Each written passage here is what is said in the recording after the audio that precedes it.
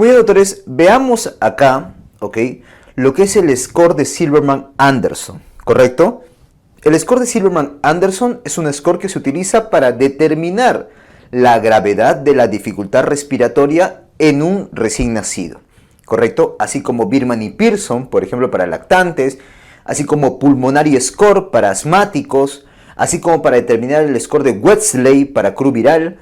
Existe pues también Silverman-Anderson para determinar la gravedad de la dificultad respiratoria en un recién nacido, ¿correcto? Doctor, ¿cuántos parámetros tiene el Silverman-Anderson? Tiene 5 parámetros. Mírame por favor, mírame, ¿ok? Te vas a acordar de la siguiente manera, de arriba hacia abajo, así te vas a acordar. Mírame por favor, de arriba hacia abajo, ¿ok? 1, aleteo nasal. 2, quejido. 3, tiraje intercostal. 4, retracción sifoidea. Y 5, disbalance, te pones a bailar ahí, disbalance tóraco-abdominal. ¿Estamos de acuerdo? Nuevamente, aleteo, quejido, tiraje intercostal, retracción sifoidea y disbalance tóraco-abdominal. Te pones a bailar ahí, ¿correcto? Muy bien, excelente. Entonces ahí tenemos los 5 parámetros del score de Silverman-Anderson. A cada uno de ellos le vamos a dar puntaje de 0, 1 y 2, ¿correcto?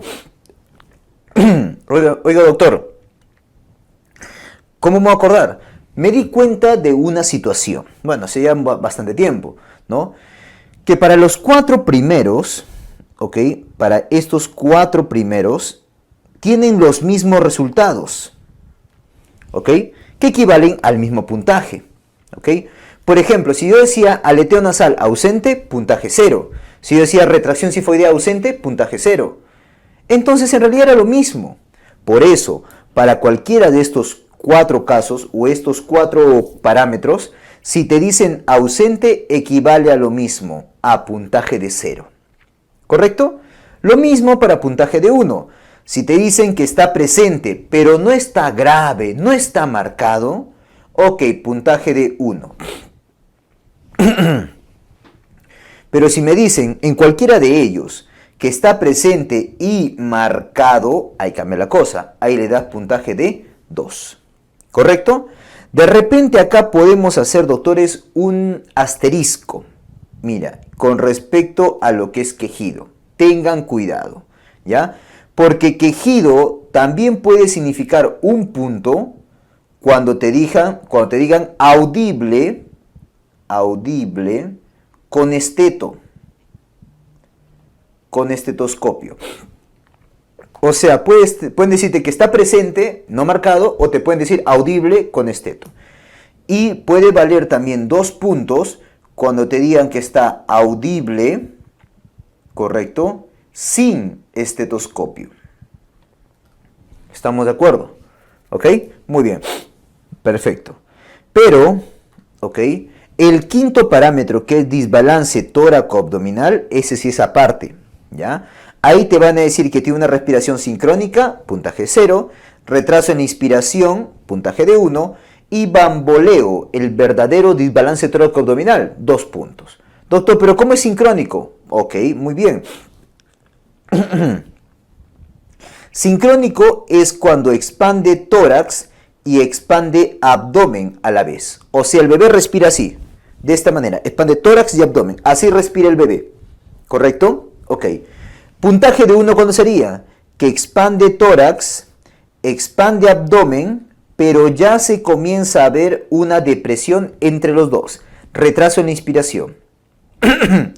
Puntaje de 1. Bamboleo es una respiración horrible. Ojalá nunca la veas. Ojalá nunca la veas, ¿ya? Pero bueno, una respiración horrible de esta manera, en la cual expande abdomen y deprime tórax. Respira así. ¿Te das cuenta? ¿Ok? Es una respiración horrible. Ojalá nunca la veas. Muy bien. Listo. Ese es el verdadero disbalance tóraco-abdominal. Entonces, el puntaje de 2, el verdadero bamboleo. ¿Ya? Muy bien, doctor. A cada parámetro le doy un puntaje determinado. Correcto.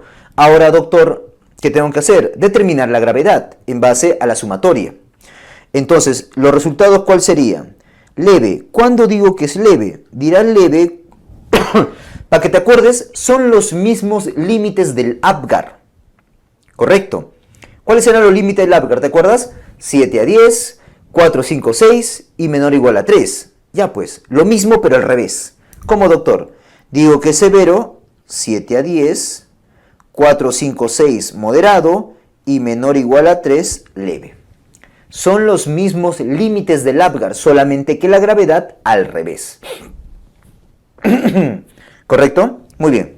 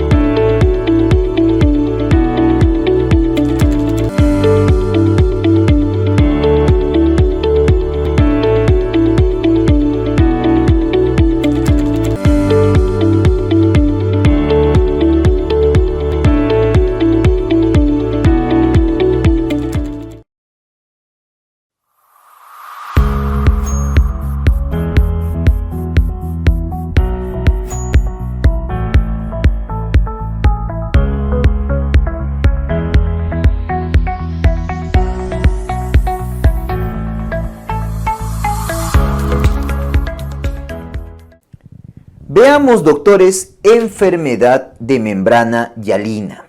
¿Ok? Muy bien. Las dificultades respiratorias en un recién nacido, doctores, principalmente son 3. Membrana hialina, taquimia transitoria de recién nacido y síndrome de aspiración de líquido amniótico meconial. Otras causas de dificultad respiratorias pueden ser neumotórax, neumonías o neumonía intrahospitalaria. ¿Estamos de acuerdo? Muy bien. Acá veamos la famosa enfermedad de membrana hialina. ¿Cómo puedo definirla yo? Una enfermedad de membrana hialina, doctores, principalmente es un colapso, una atelectasia pulmonar, que poco a poco va desarrollándose, pero de manera rápida, obviamente, ¿ok? ¿Y debido a qué? A la falta de surfactante. Ese es el problema principal. Todo es por esto, por la falta de surfactante, ¿ok? Muy bien. Esta enfermedad de membrana hialina tiene sinónimos. Estos son sinónimos. ¿Ya? ¿Ok? También le llaman síndrome de dificultad respiratoria de recién nacido, síndrome de dificultad respiratoria tipo 1 o síndrome de dificultad respiratoria idiopática. También lo llaman así. ¿Correcto? Entonces la membrana hialina es simplemente un colapso pulmonar progresivo debido pues a la falta de surfactante o a la poca cantidad de surfactante que tiene el recién nacido. ¿Ok? Muy bien. Si hablamos de algunos datos epidemiológicos, doctores, esta membrana hialina es la segunda causa más frecuente de dificultad respiratoria en los recién nacidos. La primera causa es taquimia transitoria de recién nacido, por si acaso. La primera viene a ser taquimia transitoria del recién nacido. Membrana hialina, la segunda. Otra cosa es que yo te diga, en los prematuros, ¿qué dificultad respiratoria es más importante? La membrana hialina. Esa es pregunta al revés, ten cuidado. ¿Ya? Es decir, ¿está relacionado a la edad gestacional? Sí. Doctores, a menor edad gestacional, mayor riesgo de tener membrana hialina y mayor gravedad. ¿Correcto? ¿Se entiende, no? Si es más prematuro, la cantidad de surfactante que va a tener es mucho menor todavía. Y por ende, la frecuencia de presentarse membrana hialina es mayor y también la gravedad de presentarse. ¿Ya? Ahora, hay factores de riesgo que tienes que conocer, tienes que saberlo, porque son los que te van a poner en el caso clínico, por favor. ¿Ya? Por ejemplo, riesgo aumentado. Hay algunos factores que aumentan el riesgo, como por ejemplo, la prematuridad. Este es el factor de riesgo más importante. factor de riesgo más importante para membrana hialina. Cesárea sin trabajo de parto. Antecedente de membrana hialina en un hermano previo. Mamá con diabetes, muy importante, siempre te lo ponen, mamá con diabetes. Hemorragia de la segunda mitad del embarazo, ¿no? Ahí tenemos, por ejemplo, abrupto placentae, ¿no? Que es el DPPP, ¿ok? Segundo gemelar, sexo masculino, eritroblastosis fetal, hidrofetal, asfixia, incluso hasta sepsis, ¿ya? Esos son menos conocidos, menos reconocidos, menos usados en los casos clínicos. Lo que suelen ponerte en los casos clínicos, obviamente la prematuridad a la cabeza, ¿ya? La mamá que sea diabética, que sea masculino y que sea un segundo, mejor dicho, que tenga una hemorragia en la segunda mitad del embarazo, ¿ya? Ahora, estas son condiciones que aumentan, o sea, de riesgo aumentado, ¿ya? Pero hay condiciones que tienen riesgo, pero riesgo bajo, disminuido. ¿Sabes qué condiciones? Aquellas condiciones que son estresantes, que estresan al bebé. Al estresarlo, tú sabes que el estrés en el feto, ¿correcto? Va a aumentar el desarrollo pulmonar, va a aumentar la producción surfactante, por ende. Entonces bajará un poco el riesgo, será menor el riesgo de membrana hialina. Entonces, ¿qué condiciones son de riesgo bajo? De riesgo disminuido. Situaciones estresantes. ¿Quién es estresante, varón? Varón, ¿quién es estresante? Sexo femenino. Mira, ahí está. ¿Qué quieres que haga? Sexo femenino. Estresante. ¿Ok? Lo siento. Me estoy disculpando, lo siento. Discúlpame. ¿Ya? RPM por encima de las 28 semanas. Toxemia, ¿no? Tú sabes que toxemia es igual a decir hipertensión, ¿no? O sea, preeclampsia. Infarto placentario, hipertiroidismo, madre toxicómana, o sea que toma algún tipo de droga. RCU. Situaciones que estresan o que están en condiciones de estrés, que van a estimular el pulmón para que produzca más surfactante y por ende el riesgo de tener membrana hialina es un poco menor. Riesgo disminuido. ¿Correcto? Muy bien. Veamos la fisiopatología, doctor, de la enfermedad de membrana hialina. Porque seguramente tú sabes, o estarás entendido, que pues la membrana hialina se basa en colapso pulmonar. Ya, doctor, es colapso pulmonar, punto. No, no solamente es colapso pulmonar. Te lo voy a demostrar. ¿Correcto? Comencemos. En la membrana hialina, la base de todo esto, ¿cuál era? Te dije, la falta de surfactante. Esa es la base de todo esto. La poca cantidad de surfactante que hay. ¿Correcto? Que es producido por el neumocito tipo 2, ¿no? ¿Ok? Comienza en las 20-24 semanas, por si acaso. El surfactante, ¿ok? Es producido por el neumocito tipo 2. ¿Ya? Comenzando entre la semana 20 y 24. Semana de desarrollo 20 a 24. Llegando pues a su nivel máximo, no máximo, sino adecuado en la semana 34. Por eso la semana 34 es una buena semana de toma de decisiones. Es un punto de quiebre para tomar decisiones. ¿Correcto? ¿Cuál es la función del surfactante endógeno, o sea, el tuyo, el del feto? ¿Cuál es su función? Su función es disminuir la tensión superficial. De esa manera evita el colapso pulmonar. ¿Estamos de acuerdo? Muy bien. Su componente más importante es surfactante, doctor. Dipalmitoil, fosfatidil, inositol, colina. Dipalmitoil, fosfatidil, inositol, colina. Componente más importante, más abundante también. Prácticamente 50% del surfactante es este componente. Y también digo que es además de ser más abundante, es el más importante también, porque es justo gracias a este componente es el que se le brinda la característica de disminuir o cumple la función de disminuir la tensión superficial. ¿Correcto? Muy bien. Bueno, hay poco surfactante. ¿Cómo hay poco surfactante? ¿Qué genera? Un aumento entonces de la tensión superficial. Llevándote aquí, doctor, a que se disminuya el volumen pulmonar, a que no haya volumen pulmonar en realidad, y por ende la distensibilidad también sea baja. Claro, pues porque al nacimiento el bebé tenía que haber respirado, ¿correcto? Y esa primera ventilación tuvo que haber llenado su volumen residual. Te acordarás fisiología de Neumo, ¿no? Respira, hace su primera respiración y llena el pulmón de aire, un bebé normal. Y ese aire no se va, se queda ahí. ¿Por qué no se va? ¿Por qué no se colapsa? Porque hay surfactante. Pero en este caso, ¿qué es lo que ocurre? Llena, entra aire y ni siquiera alguno se puede llenar, ¿eh? Pero bueno, al poco que llena, igual ¡plum!, se colapsa, se va el aire. Llega y se va el aire y se colapsa el pulmón. ¿Por qué? Porque no hay surfactante. Entonces el volumen pulmonar es menor, ¿correcto? Y por ende la distensibilidad también baja. ¿Eso te lleva a qué? A que se genere las atelectasias. Y estas atelectasias generan una alteración respiratoria, un mecanismo de insuficiencia respiratoria, que lo verás en neumología, conocido como la alteración BQ. O sea, alteración de la ventilación y perfusión. En un primer momento porque no se ventila bien, ¿correcto? Y luego, en un segundo momento, por la vasoconstricción que hay, no se perfunde bien, ya que la hipoxemia te lleva, la hipoxia te lleva a vasoconstricción, a mantener la vasoconstricción pulmonar, ¿ya? También puede generarse cortocircuitos, los shunt de derecha a izquierda, que pueden ser shunt intrapulmonares, ¿ok? Y shunt extrapulmonares, como es el ductus arterioso, como es el foramen oval, ya que es prematuro.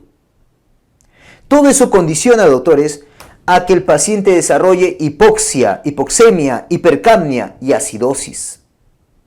Que en un primer momento, escucha bien, es una acidosis respiratoria, pero luego, como ya está haciendo hipoxia, hace metabolismo anaeróbico, formando ácido láctico. Por lo tanto, termina siendo también acidosis metabólica. O sea, a las finales, esa acidosis que tú ves es respiratoria y metabólica. ¿Estamos de acuerdo? Muy bien. Ahora, hasta ahí seguramente es lo que tú siempre conocías, ¿no? Todo debido a que se cierra el pulmón, doctor, se colapsa. Ya, pero algo muy importante que debes acordarte. No solamente el surfactante genera eso, sino que también, o sea, la poca cantidad de surfactante, sino que también genera un proceso inflamatorio.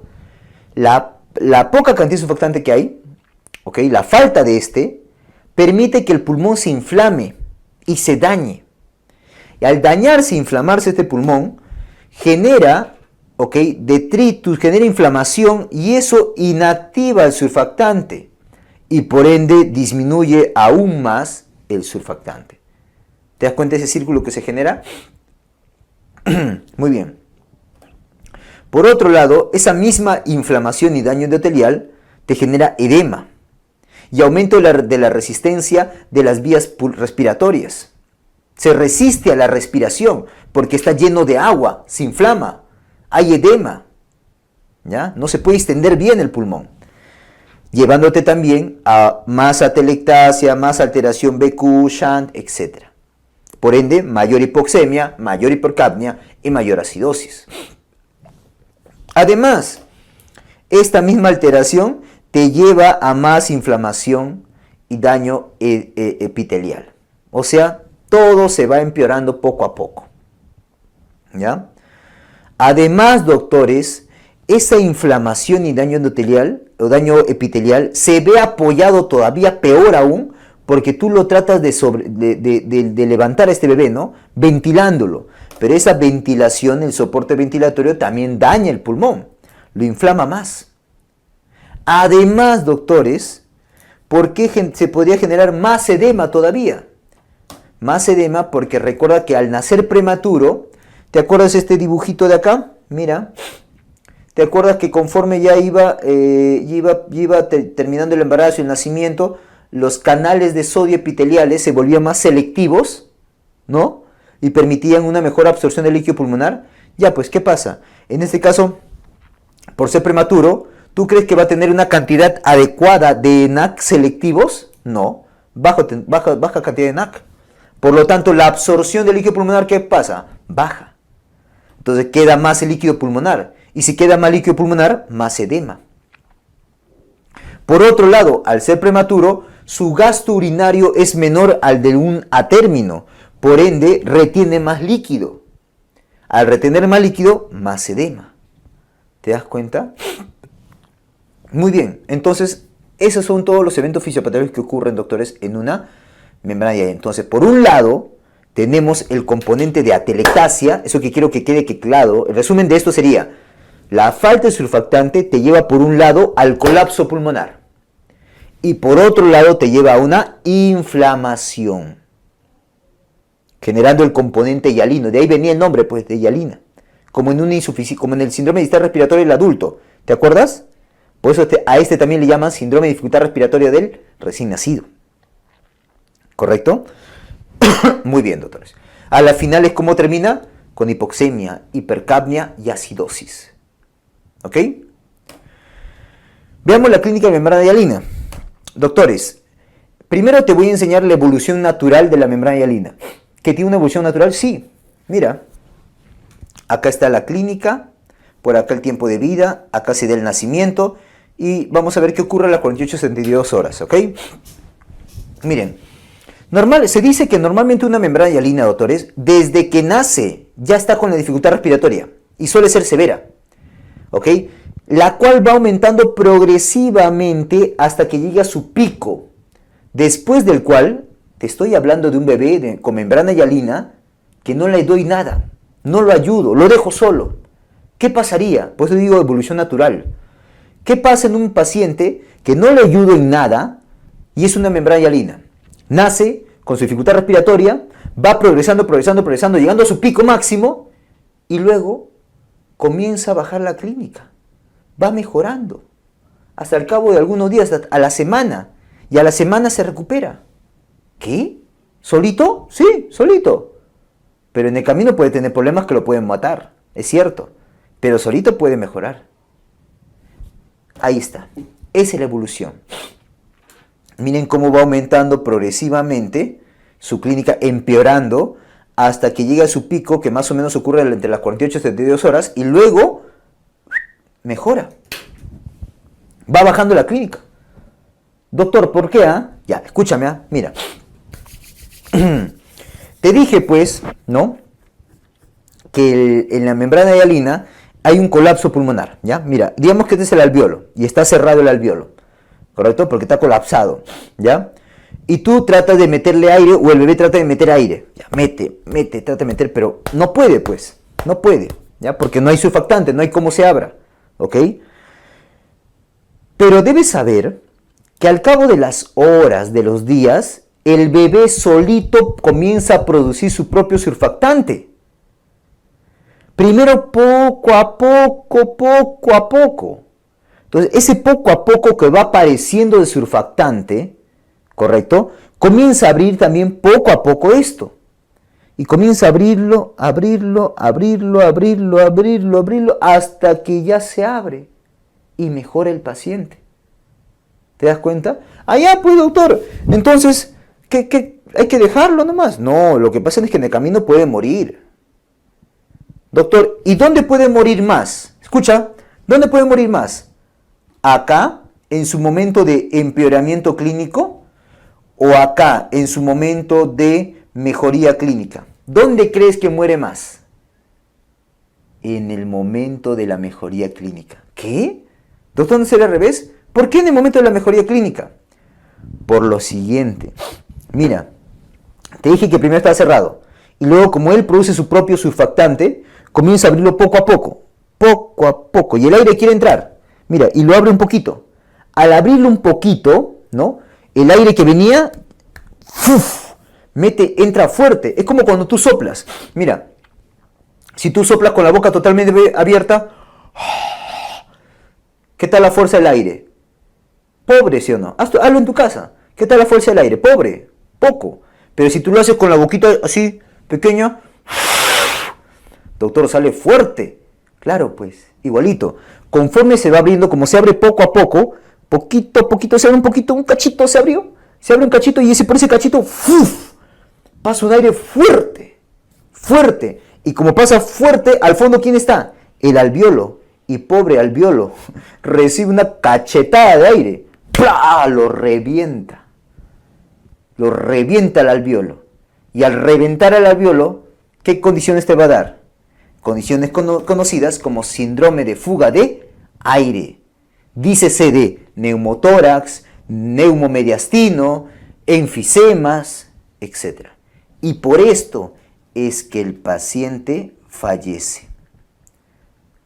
Es por ese motivo, obviamente también puede fallecer acá en la fase de empeoramiento clínico, también pues no, obvio, ¿ya? Pero donde más fallecen en su evolución natural es en la fase de recuperación. Por eso, mejor hay que evitar su evolución natural, hay que tratarlo al paciente, ¿correcto? Muy bien, ¿qué te parece? Muy bien. Doctor, entonces la clínica ¿cómo es? Mira, nace un bebé cianótico, así como está viendo, cianótico, ¿ya? Es una dificultad respiratoria precoz, porque aparece desde acá del nacimiento, y severa.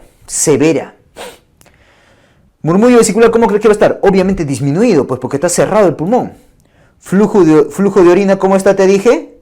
Bajo, van a tener retienen agua, se edematizan, edema periférico, van a lucir pálidos o cianóticos, pulsos periféricos bajos también, porque todo el líquido se acumula, ¿ya? ¿Estamos de acuerdo? Entonces, con signos de inmadurez también agrégale acá, ¿ya? Signos de inmadurez. O sea, luce inmaduro también, ¿ya? Muy bien.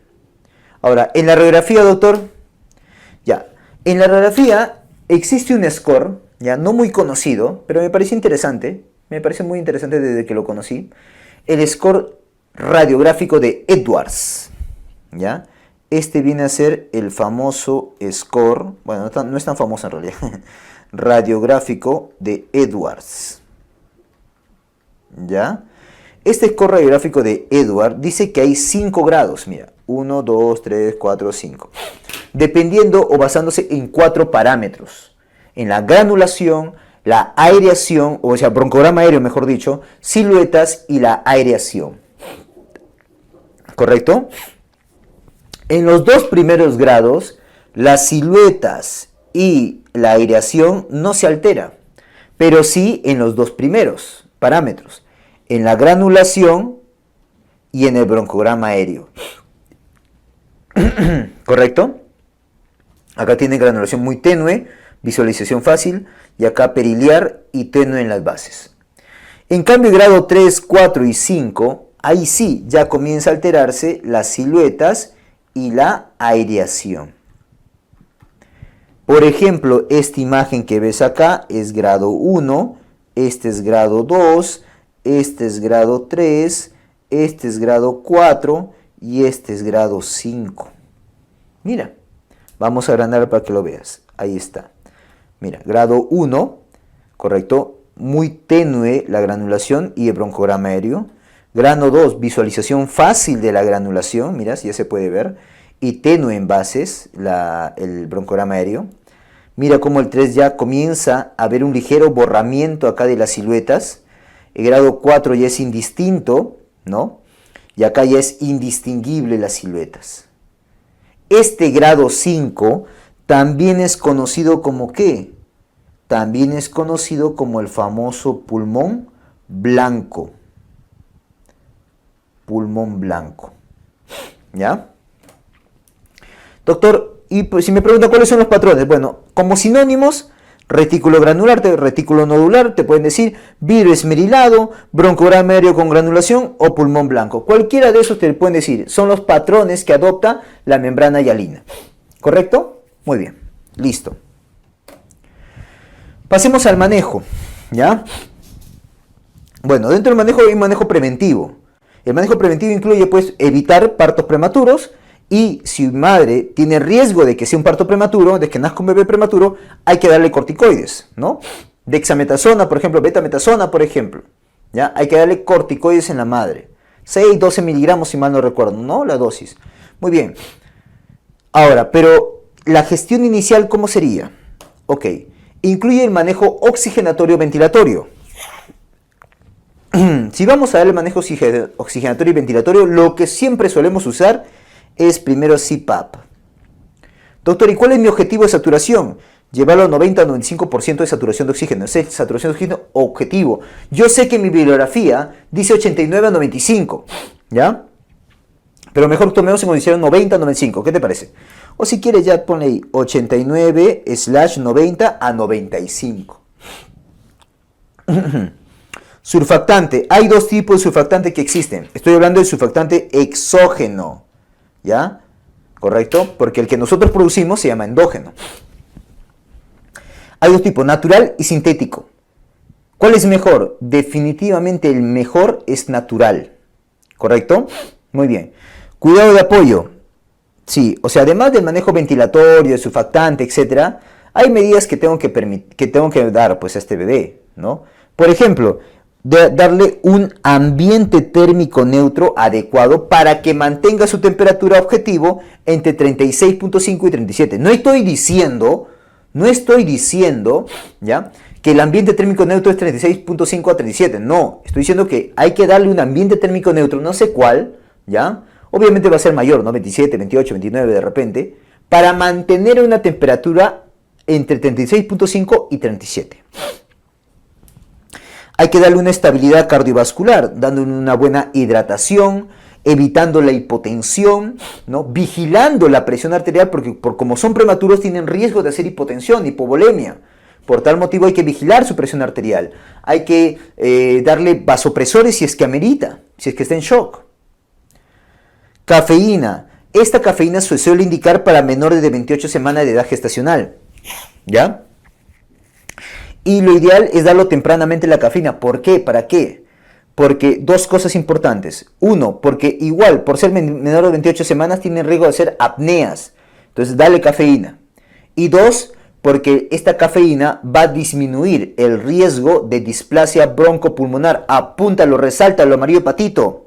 Cafeína en este caso para evitar la apnea, porque de hecho lo va a tener cuando es menor de 28 semanas. Y dos, evita el riesgo, baja el riesgo de displasia broncopulmonar. ¿Correcto? Muy bien. Una nutrición adecuada, obviamente, ¿no? Muchas veces se inicia en EPT. Y balance hídrico, que debes llevarlo a un balance neutro o ligeramente negativo. ¿Por qué ligeramente negativo? Porque ya te he dicho que ellos suelen retener agua. Entonces, haz que bote líquido. Muy bien. ¿Cómo aplico ese CPAP? ¿Cómo aplico este surfactante? Sigue el siguiente algoritmo. Mira, ¿ok? Cuando nace un paciente con membrana hialina, ¿no?, síndrome de dificultad respiratoria, un recién nacido, con alta sospecha de membrana hialina, iníciale CPAP. Arráncale CPAP. ¿Correcto? Y luego, doctores, ¿ya?, fíjate cómo está su requerimiento, cómo está su saturación objetivo.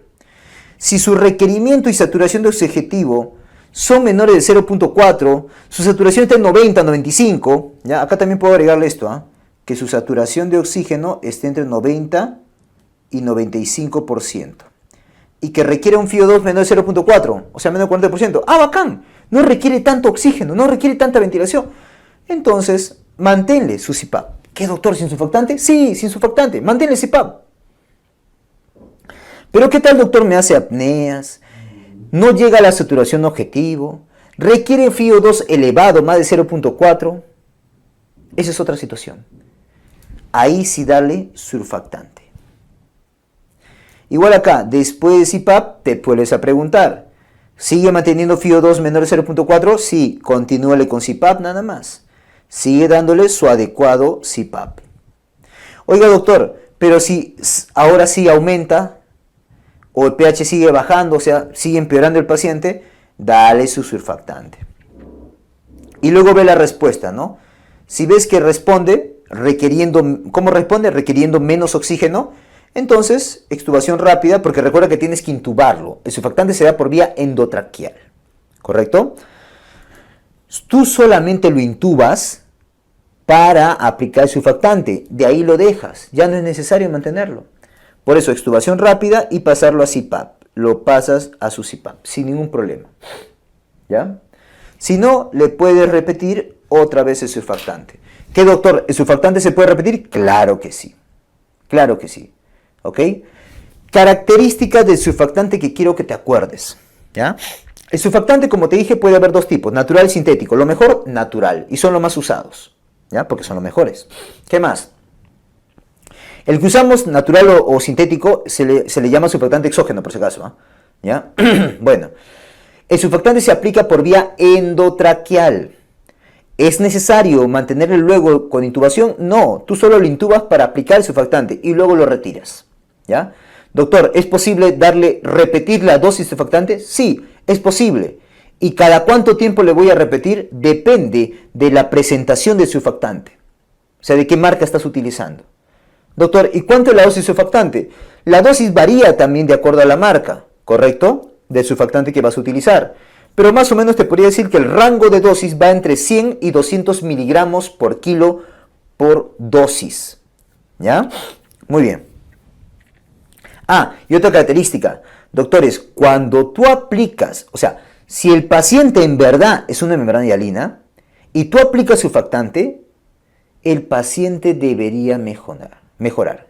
Mi sugerencia, si tú estás frente a una probable membrana hialina, le das y lo aplicas bien, obviamente, no es que le has dado el estómago, ¿no? Le aplicas bien el surfactante, ¿ok? Y no mejora, ¿ya? Por favor, descarta otra causa de la dificultad respiratoria. No sé, no vaya a ser que tenga una hernia diafragmática. ¿Correcto? Muy bien. Muy bien. Surfactante. Doctores, acá te voy a dejar las presentaciones de surfactante conocidas, ¿no? Muy usadas porque son las de tipo naturales. ¿Ya? Miren, por ejemplo, tenemos acá el Curosurf, el Infasurf, el Survanta, muy conocido, muy usado, ¿ya? Y el Bless, ¿correcto? Si te das cuenta, son naturales, ¿no? Acá de pulmones porcinos, acá de ternera, acá de bovino, ¿no? Y acá también de bovino, ¿ya? ¿Cuál es la concentración que viene? Acá viene 76 fosfolípidos por mililitro, 35 fosfolípidos por mililitro, 25 fosfolípidos por mililitro y 27 fosfolípidos o 20 miligramos de fosfolípidos por mililitro. Doctor, ¿y cuánto es la dosis? Por favor, la dosis, ¿ya? Es en base a cada uno de ellos. Depende de la marca. Mira, acá es 2.5 cc por kilo, o sea, más o menos 2 veces y media esto, ¿correcto? ¿Cuánto sale 2 veces y media? A ver. Si le pones 2 veces y media sería 2. Ahí está, 190. Es lo mismo. Acá también, 3 mililitros por esto sería 105 mililitros por kilo. Acá 25 por 4, 100, ahí está. 27 por 5, 135, ahí está. Si te das cuenta, entonces el rango va aproximadamente entre 100, 105, 190, 135. O sea, entre 100 y 200 suele ser el rango, ¿no?, de dosis de surfactante. Pero para ser más específico va a depender de cada marca, como te dije. Ahora, ¿lo puedo repetir? Sí, mira, lo puedes repetir la dosis. ¿Y cada cuánto tiempo? Depende de la marca. Por ejemplo, en Corosurf, ¿ya?, es cada 12 horas. Claro, la dosis cambia, ¿ya? 96, la repetida es diferente, mira. Acá es 190 y acá 95, la que vas a repetir, ¿ya? Cada 12. Por ejemplo, de Infasur, es la misma dosis, en este caso 105, cada 12. En Survanta, repetir la misma dosis cada 6 horas. Mira, acá es cada 6. Y el Bless, repetir la misma dosis según sea necesario hasta un máximo de 4 dosis dentro de los primeros 5 días. ¿Te das cuenta cómo? O sea, yo puedo repetir, pero con cuánto voy a repetir y cada cuánto voy a dar depende de la marca que tú utilices. ¿Ya? No te olvides, estos son surfactantes exógenos y de tipo naturales, que son los mejores. ¿Correcto? La dosis 100 a 200, pues en ese rango. Repetirlo, sí, puedo repetirlo. Se aplica por vía endotraqueal y el paciente, después de aplicarlo bien, debería mejorar. Esos datos quiero que te acuerdes. ¿Qué te parece? ¿Ya? Muy bien. Hasta ahí entonces lo que era membrana hialina.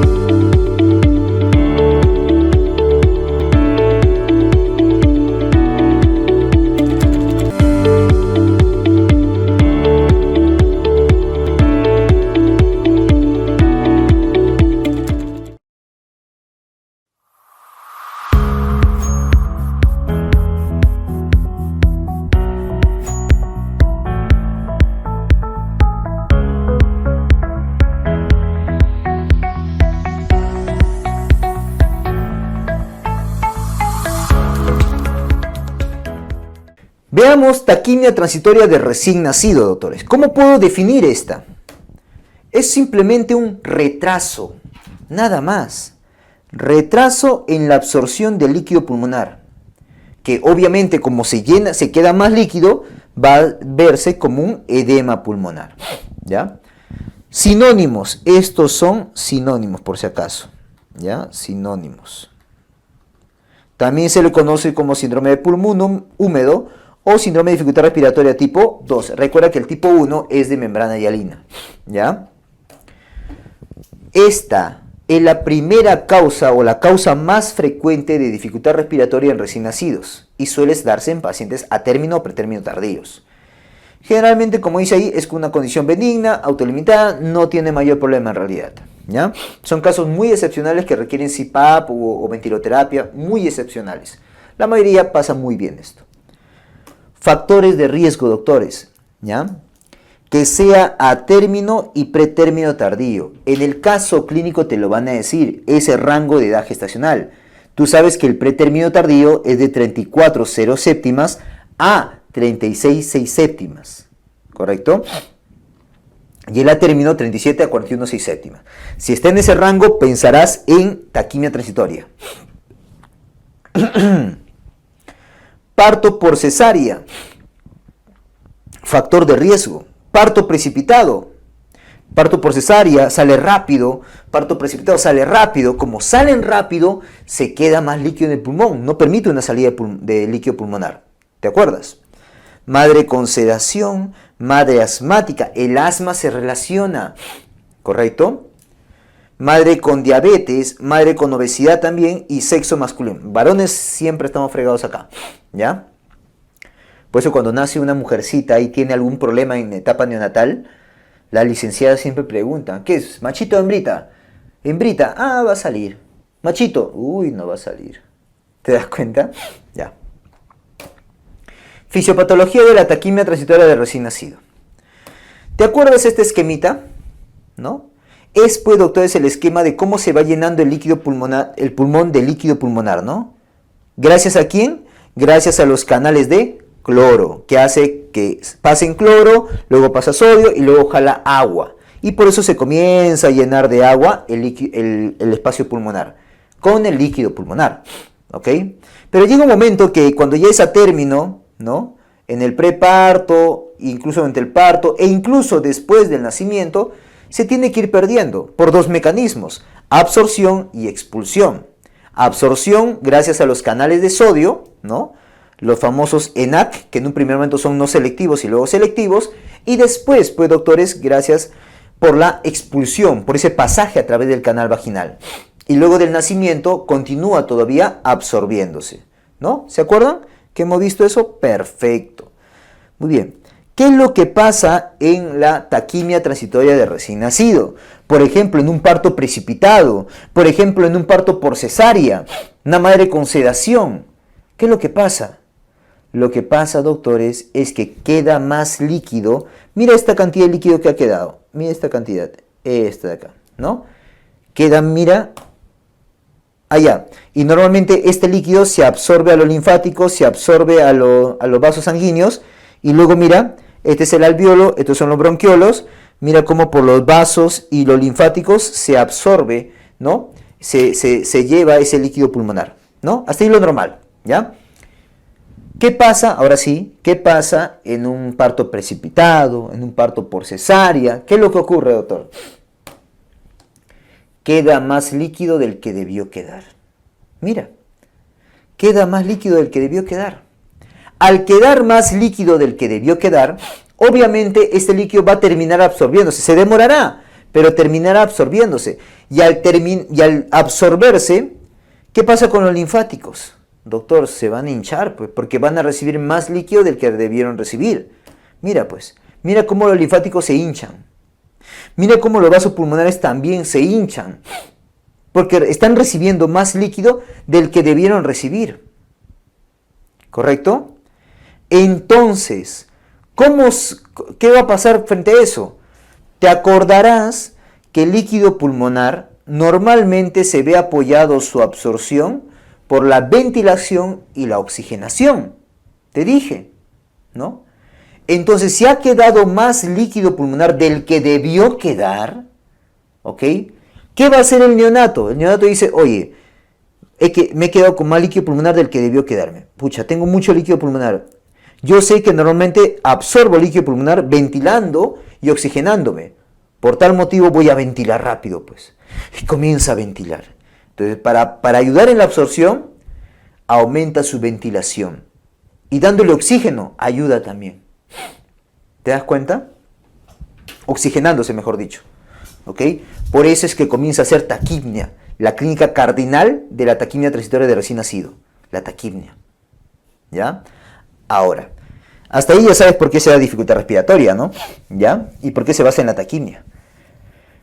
Pero además ocurre algo. ¿Qué pasó con los linfáticos acá te dije? Con estos linfáticos y con estos vasos pulmonares. Doctor, se han hinchado, ¿no? ¿Qué pasó con esto? Con esto de acá. Se han hinchado, doctor. Mira cómo los linfáticos se han hinchado. Ya, como se han hinchado, ¿no? ¿Cómo se vería en la imagen que está abajo? ¿Así delgaditos? No, pues. Mira qué es lo que va a pasar, ¿ah? Mira cómo se han puesto gruesos. Porque están llevando más líquido del que debieron llevar. Los vasos peribronquiales y los vasos linfáticos peribronquiales, mira cómo se han puesto gorditos. Al ponerse gorditos, ¿qué están haciendo al bronquiolo? Te dije que este era el bronquiolo. Doctor, lo están apretando. Como lo están apretando los bronquiolos, ¿cómo se llama ese cuadro? Doctor, eso parece un cuadro de obstrucción bronquial. ¿Y los cuadros de obstrucción bronquial con qué van? Con atrapamiento aéreo. Por eso es que la taquipnia va con atrapamiento aéreo. Por eso su placa, su radiografía, es de atrapamiento aéreo. ¿Se entiende? ¿Ok? Muy bien. Vamos a la clínica, doctores. La clínica de la taquipnia es una dificultad respiratoria leve a moderada. La mayoría suele ser leve, incluso hasta pasan desapercibidas. ¿Ok? Que inician en el nacimiento y las 2 horas de vida, o sea, en ese rango suelen comenzar. Su clínica cardinal, como te dije, la taquipnia, es lo más característico. Puede tener un aumento del diámetro antero-posterior, justamente por el atrapamiento de aire. El murmullo vesicular, doctor, ¿voy a escuchar algo? Nada, pasa muy bien, ¿ok? Dura 12 a 24 horas, menos de ese tiempo. En algunos casos excepcionales puede llegar hasta 72 horas, ¿ya? Ya que tiene una resolución espontánea. ¿Por qué, doctor? Porque te dije, simplemente quedó más líquido del que debió quedar. A la final se va a absorber. Así que solamente darle un poquito más de tiempo, nada más. En la radiografía, ¿cuál es el patrón? Bueno, en realidad, chicos, ya, doctores, lo más probable es que aparente ser normal. Aparente ser normal. Para mí eso es lo más probable. Pero si te preguntan cuál es el patrón es de un atrapamiento aéreo, apoyado por la congestión pulmonar. Congestión vascular, o también te pueden decir aumento de la trama broncovascular. ¿Por qué aumento de la trama broncovascular? Porque se llena de líquido los vasos, ¿correcto? Se ve en un sol, como rayo de sol, ¿ya? También hay cardiomegalia leve. Doctor, ¿por qué hay cardiomegalia? ¿Tiene cardiopatía? No. ¿Sabes por qué hay cardiomegalia leve? Porque este líquido pulmonar a las finales va a pasar a la circulación sistémica. Y al pasar a la circulación sistémica es un líquido que el corazón no esperaba recibir. Como no lo esperaba recibir, tiene que adaptarse y hace cardiomegalia leve.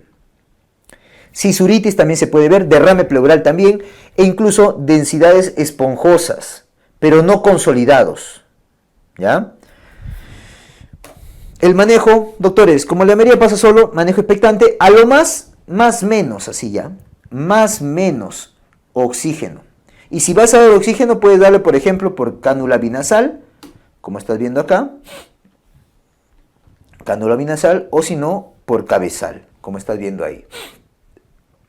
¿Correcto? Y la saturación objetivo, según el UpToDate, 90-95% de saturación, ¿ya? Igual que membrana hialina. ¿Correcto? Muy bien. Ese es, hasta ahí, taquipnia transitoria de recién nacido.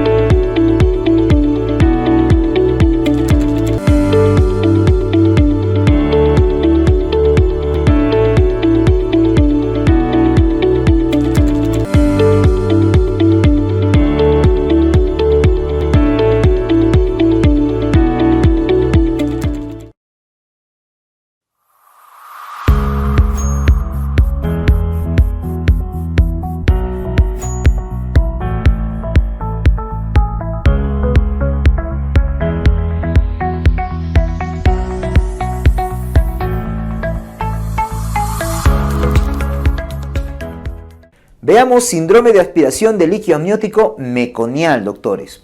¿Ok? ¿Cómo puedo definirla? Es una dificultad respiratoria en recién nacido con meconio aspirado. Este meconio aspirado puede ser antes que nazca, o sea, desde el intraútero, justo al momento del nacimiento, en el parto, o postnatal incluso. Ya nació y ¡bluc! Se sigue aspirando. ¿Ya? Muy bien. Listo. Hay otro síndrome, esto no es sinónimo, sino que es otro síndrome, conocido pues como síndrome de Mendelssohn, que es la aspiración de jugo gástrico. ¿Ya? Apúntalo ahí. El síndrome de Mendelssohn es la aspiración del jugo gástrico. ¿Ya? Muy bien. Algunos datos epidemiológicos. Sabemos que de 2 al 10% de los líquidos amnióticos meconiales, o sea, de aquellos que tienen líquido amniótico meconial, llegarán a ser síndrome de aspiración de líquido amniótico meconial. Se dice que el SALAM es una complicación grave de la asfixia. ¿Ya? ¿Ok? Muy bien. Factores de riesgo, el más importante creo yo, que sea post-término. El más importante, que sea post-término. También puede ser PEG, RCU, preeclampsia, muy utilizado este factor de riesgo, en los casos clínicos, la preeclampsia, ¿ya? Hipertensión, asfixia, infecciones también incluso, ¿ya? Es importante que te recuerdes los factores de riesgo, muy importante, por favor. Fisiopatología, ¿no? Todo se basa, doctores, en que entra meconio a la vía aérea. ¿Pero por qué? Si el meconio debería hacerlo, doctores, después del nacimiento, recién, hacer su meconio. ¿Por qué lo ha hecho antes? Ah, ya, por esto. Lo que se describe, doctores, es que ha habido un estrés. Este feto se ha estresado, ¿ya? Y al estresarse, ¿no?, aumenta su peristaltismo. Claro, para llegar a aumentar su peristaltismo, ¿no?, tiene que tener un sistema nervioso desarrollado. Plexo de Auerbach, ¿no?, de Meissner, a nivel del intestino. Entonces tiene que ser un viejito. Tiene que tener cierta edad gestacional. Por lo menos era término, postérmino este paciente, ¿no? Por eso se da en estas edades gestacionales. ¿Ya? Bueno, ese estrés hace que el bebé aumente su peristaltismo. Es como cuando tú, ¿no? Digamos que tú te estresas tanto, no sé, un carro quiere venir y chocarte. ¡Ay, tú te estresas! Coloquialmente, ¿qué haces? ¿Te has hecho ¿no? Te has encima, ¿no? ¿Ok? Ya, igualito el bebé, pues. El feto, mejor dicho. El feto igualito. Se estresa tanto, dice, ¡ay, plum! Se hace su meconio. ¿Ya? ¿Por qué? Porque aumentó el peristaltismo. Eliminó meconio intraútero. Y eso hace que convierta un líquido amniótico en líquido amniótico meconial. Y ese es el que se va a aspirar. Pasa a la vía aérea. Ahora ya, estando ya en la vía aérea, hay 3 problemas que se van a presentar. Que si tú los conoces, sabes manejar entonces al paciente. ¿Ok? Obstrucción por un efecto de masa, ¿no? Inactivación del surfactante, el meconio inactiva el surfactante, y neumonitis. ¿Ya? La obstrucción se puede dar tanto en la vía aérea superior o en la vía aérea inferior. ¿Correcto? Si es en la vía aérea superior, generará atrapamiento aéreo. ¿Ya? Pero si es en la vía aérea inferior, ¿ya?, abajito en los bronquiolos ahí, ¿ya?, puede haber 2 tipos de obstrucción ahí, parcial o total. Cuando es parcial, doctores, mira, así es una obstrucción parcial, ¿ya? Hay todavía una luz ahí. ¿Qué es lo que pasa? Eso te lleva a atrapamiento aéreo. ¿Por qué, doctor, si hay una obstrucción parcial? Lo que pasa es lo siguiente, hace un mecanismo de válvula. ¿Por qué? Tú sabes que a nivel de la vía aérea inferior, escucha, a nivel de la vía aérea inferior, ¿ya?, la vía aérea en la inspiración se abre, entonces permite el pasaje de aire. Y cuando expiramos, esto disminuye su diámetro, colapsándolo. Entonces el aire puede entrar, pero no salir. Por eso te lleva a un atrapamiento aéreo. Eso se hace por una obstrucción parcial. en un mecanismo valvular, por mecanismo valvular, ¿correcto? Ya, pero si es una obstrucción completa de la vía aérea inferior, ahí sí, si es completa, te lleva a una atelectasia. Entonces, esos son los dos grandes problemas. Por otro lado, la inactivación del surfactante te lleva a que disminuya, ¿no? A que no haya surfactante, pues. Al no haber surfactante es algo parecido como membrana hialina. Disminuye el volumen pulmonar, disminuye la disensibilidad. ¿A qué te lleva? Atelectasia. Atelectasia. Por otro lado, la neumonitis también. La neumonitis genera inflamación. Esto es una neumonitis química. ¿Ya? Química, no es infecciosa. Que lo predisponga a ser infecciosa es otra cosa. Pero al inicio es química. Genera una inflamación y daño endotelial. Y tú sabes que la inflamación y daño endotelial a las finales también te puede producir atelectasia. Te lo dije. Por tal motivo, a la final le va a terminar haciendo ¿qué? Atrapamiento aéreo por un lado y atelectasia por otro lado. Por lo tanto, a las finales, ¿qué te lleva? A una alteración BQ, shunt derecha-izquierda, los mismos problemas que membrana hialina, y por ende hipoxemia, hipercapnia y acidosis. ¿Correcto? ¿Ok? No te olvides. ¿Qué, doctor? Parecido entonces a membrana hialina. Claro, membrana hialina y salam son los que hacen hipercapnia, son los que hacen acidosis, son los que hacen hipoxemia. En cambio, taquimia transitoria no lo suele hacer. No lo suele hacer. ¿Correcto? Muy bien. En la clínica voy a ver signos de tinción de meconio. ¿Ya? Signos de tinción de meconio. ¿Dónde, doctor? Lo puedes ver ¿dónde? En cordón umbilical, en las uñas, en el vernix también. Signos de postmadurez, va a ser viejito, uñas largas, arrugado, deprimido. Suelen nacer deprimidos estos pacientes. Dificultad respiratoria severa y precoz desde el inicio. Algunos después incluso, o sea, algunos pasan asintomático y luego recién nacen, algunos. Tórax en tonel por el atrapamiento aéreo que tiene. Se ausculta estertores y roncus. ¿Sí? Ahí escucha de todo, ¿ah? ¿Ya? Ahí sí escuchas de todo vas a escuchar. ¿Ya? Está lleno de meconio. Y muchas veces es muy frecuente que vayan con signo de fuga de aire, signos clínicos de neumotórax, signo clínico de neumomediastino, de enfisema. Es muy común, doctores, muy común. Un salam grave, debes saber que cuando hay un salam grave, doctores, te puede predisponer al síndrome de hipertensión pulmonar persistente. ¿Cómo que persistente?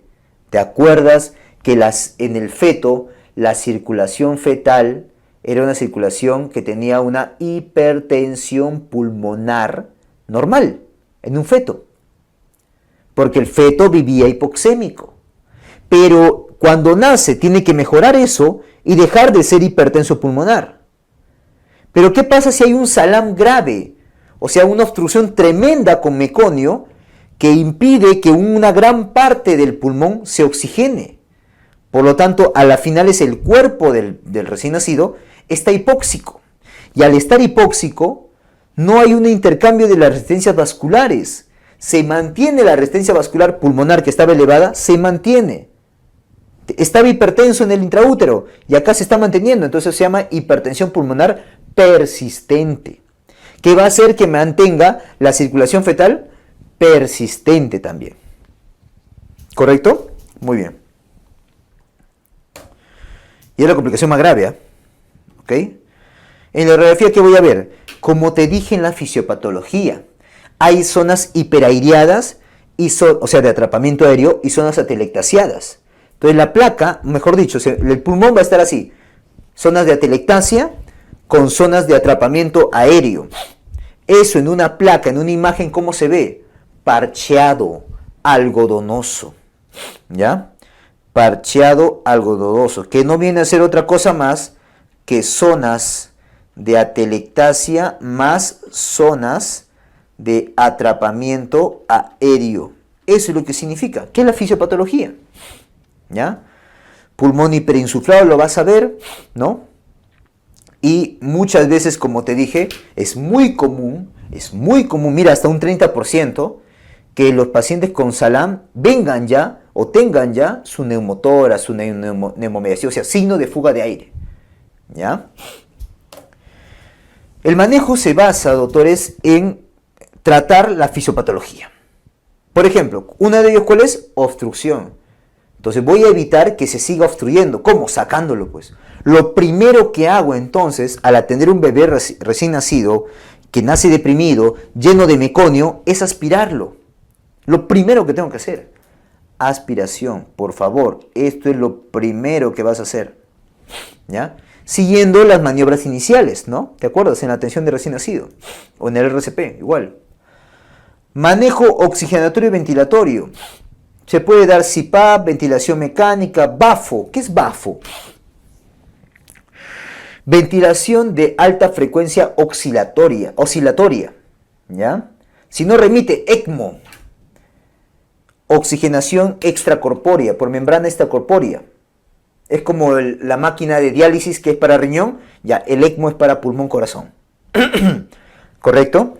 Muy bien, son situaciones que pues, se puede utilizar en situaciones de gravedad. En membrana hialina también, ¿no? En algún punto puedes utilizarlos.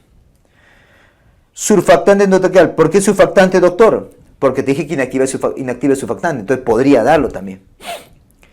Y cuando hay síndrome de hipertensión pulmonar, ¿ya? Tratamiento óxido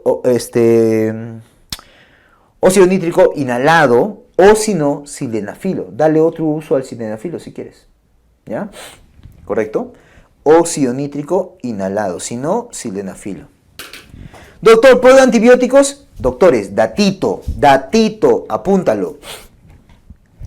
Los pacientes que tienen SALAM, como te dije, hacen neumonitis química, que fácilmente los predispone a infección, a una neumonía. ¿Y sabes principalmente o característicamente por qué bacteria? Datito, por E. coli. ¿Ok? Típicamente, si un SALAM luego hace neumonía, será por E. coli. Si luego hace neumonía, no es que sea contagiado en el introductor, si hace por neumonía. Le encanta hacer por E. coli. Interesante. ¿Ya? Entonces, doctor, ¿tiene riesgo de hacer infección? Sí, por eso muchas veces se les da también cobertura antibiótica. Igual que membrana hialina, también muchas veces. Pero no porque sean cuadros infecciosos, por favor, quiero que se te quite eso de la cabeza. No porque sean cuadros infecciosos, sino porque tienen alto riesgo de infectarse en membrana hialina y en SALAM. ¿Ya? Bueno, ese es el caso. ¿Correcto? Muy bien. Listo. Aparte del manejo hídrico, obviamente, manejo nutricional, manejo cardiovascular, aparte de todo eso. ¿Correcto? Muy bien. Hasta ahí lo que es síndrome de aspiración de líquido amniótico meconial.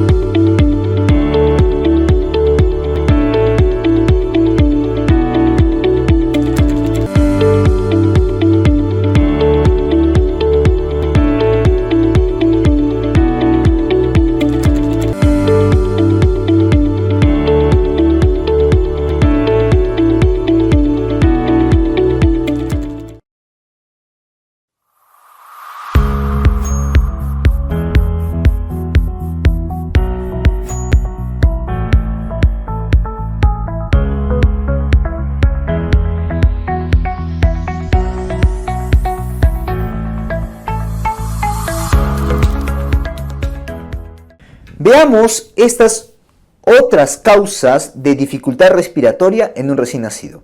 Neumonía, neumotórax y neumonía intrahospitalaria. ¿Ya? Muy bien. Acá simplemente te voy a decir cuándo sospecharlo, qué antecedente tienes que buscar y qué ver en la clínica. Y cómo se vería una placa, por ejemplo. Vamos con neumotórax. En neumotórax, ¿cuándo pensaré que un recién nacido con dificultad respiratoria, correcto, va a tener neumotórax? Cuando en el caso clínico te digan, doctor, ha recibido ventilación a presión positiva. Doctor, ha recibido RCP neonatal.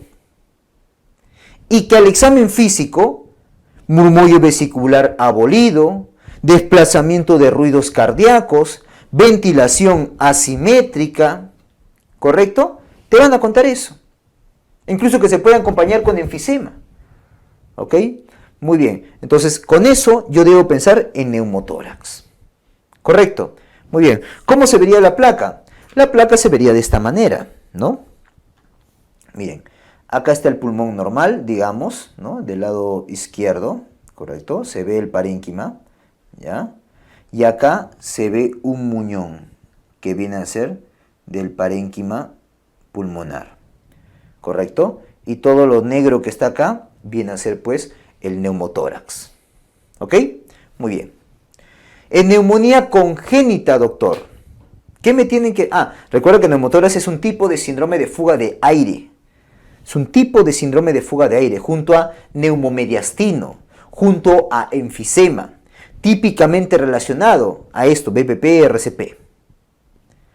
Para neumonía congénita, doctores, ¿ya? O sea, que nace con la neumonía, yo te sugiero pensarlo cuando te digan un antecedente de RPM prolongado, mayor de 18 horas, que lo llevó a una corioamnionitis, o que la mamá tiene fiebre. Si te cuentan ese antecedente, y que ahora el bebé viene con dificultad respiratoria, además de crépitos, de que luce séptico, mira la diferencia con neumotórax. Acá luce séptico, escucho crépitos y exámenes patológicos, como por ejemplo, doctor, te van a decir, como por ejemplo, hemograma patológico, PCR patológico. Eso te van a decir, ¿ya? Marcadores de sepsis. Entonces yo pensaría ahí en neumonía congénita. ¿Cómo se vería la radiografía? Bueno, digamos que acá tenemos el pulmón, ¿no? Parénquima pulmonar, más o menos se ve así, ¿no? Parénquima pulmonar, ¿no? ¿No? Se ve por las tramas. Y vas a ver un proceso de acá de consolidación, ¿no? Proceso de consolidación. ¿Correcto? ¿Ya? Muy bien. Neumonía congénita. El otro es la neumonía intrahospitalaria, que es un motivo de pregunta. El antecedente que quiero que busques, en el caso clínico, es que te digan obviamente que está hospitalizado, en ventilación mecánica, con catéter venoso central, con vías periféricas, con cateterismo umbilical, o sea, puertas de entrada. ¿Correcto? Muy bien. Y que al examen clínico, ¿ya? Luzca séptico, o sea, fiebre, inestabilidad térmica, eso te van a decir. Saturación baja que va cayendo, que se va desacoplando del ventilador, también te van a decir seguramente hipercapnia, ¿correcto? Hipercapnia, hipoxemia, eso te van a decir. Desaturación, que se desacopla del ventilador. Exámenes patológicos, obviamente hemograma, PCR, o sea, sépticos, ¿correcto? Exámenes patológicos. Y que si tú le pides una placa, porque debes pedirle la placa, apúntalo por favor.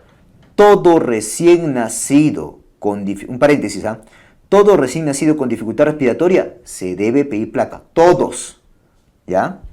Entonces este paciente, estando hospitalizado en la UCI, en la UCI, te dicen, con catéter venoso central, cateterismo periférico, ventilación mecánica, y que ahora luce séptico, se está desacoplando del ventilador, comienza a hacer hipercapnia. ¿En qué pensaré, doctor? En una neumonía intrahospitalaria. Probablemente, si vemos una placa de Staphylococcus aureus, sería así, ¿te acuerdas? Abscesos múltiples en ambos hemitórax. Abscesos múltiples en ambos hemitórax. ¿Correcto? Eso te tiene que hacer pensar en un Staphylococcus aureus, neumonía intrahospitalaria por Staphylococcus aureus, por ejemplo. ¿Estamos de acuerdo? Entonces estas son otras situaciones que también van a ser o te van a presentar en un recién nacido con dificultad respiratoria. ¿Correcto? Muy bien, doctores. Hasta ahí neumonía, neumotórax y neumonía intrahospitalaria.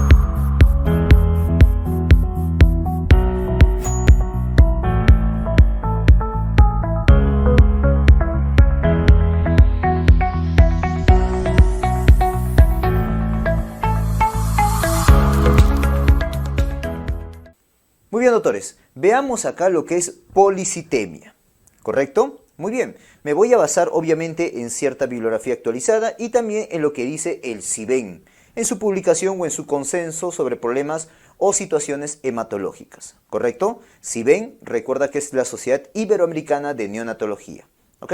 Comencemos. Doctores, lo primero que tenemos que hacer en policitemia es reconocer cuándo es policitemia, ¿estamos de acuerdo? Muy bien. La definición de policitemia, doctores, es por un hematocrito venoso mayor de 65% o hemoglobina venosa mayor de 22 gramos por decilitro, ¿correcto? Esa es la manera de definirlo. Date cuenta, es de vena. Ahora, doctores, esa vena, según el CIBEN, tiene que ser de muestra venosa central, ¿correcto? Tú lees el Up-to-Date, muestra venosa periférica, dicen, ¿correcto? Bueno, al fin y al cabo es muestra venosa. Y lo que sí están de acuerdo es que no debe ser medido de manera capilar. O sea, esto de acá es netamente venoso, ¿correcto? Ponle ahí, no capilar. Vamos a ponerlo mejor. ¿Ok? Ahora sí. ¿Ya? Estas definiciones, esta definición de acá, por favor, que sea no capilar. Doctor, ¿por qué?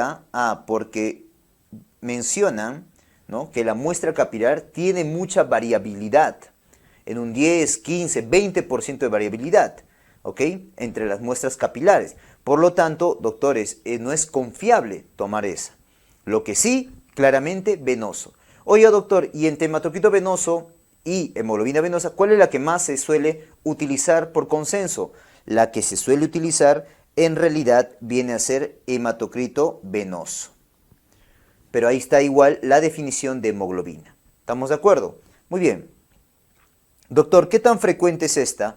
Ok, se puede presentar, doctores, dicen, hasta 5% para aquellos que viven a nivel del mar.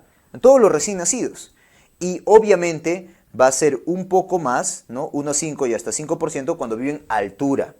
Eso se entiende, ¿no? Si tú vives a altura, vives a mayor situación de hipoxia.